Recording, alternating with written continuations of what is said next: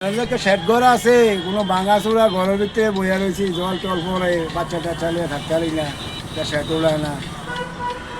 পাশে গার্লস স্কুলের সামনে এখানে একটা বই আড়ালিয়া যাওয়ার ঠাকুরমুড়া যাওয়ার রাস্তা, এখানে একটা ইয়ে আছে, শেড ঘরের মতন গড়ে দিয়েছিল।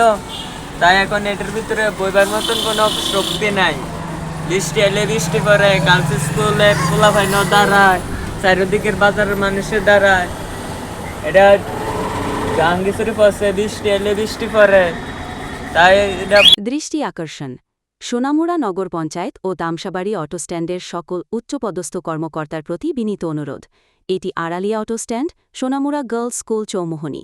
এখানে অবস্থিত যাত্রী ছাউনিটি দীর্ঘদিন যাবৎ বেহাল অবস্থায় পড়ে আছে, যা যাত্রীদের জন্য অত্যন্ত কষ্টকর। এছাড়াও ছাউনির পাশেই একটি প্রস্রাবখানা রয়েছে, যা একেবারেই ব্যবহার অযোগ্য, এবং এর দুর্গন্ধে এখানে বসা প্রায় অসম্ভব হয়ে পড়েছে। অতএব যাত্রীদের সুবিধা ও স্বাস্থ্যগত দিক বিবেচনা করে দ্রুততম সময়ে যাত্রী ছাউনি মেরামত এবং প্রস্রাবখানাটি পরিষ্কার বা সংস্কারের জন্য বিশেষভাবে অনুরোধ জানাচ্ছি।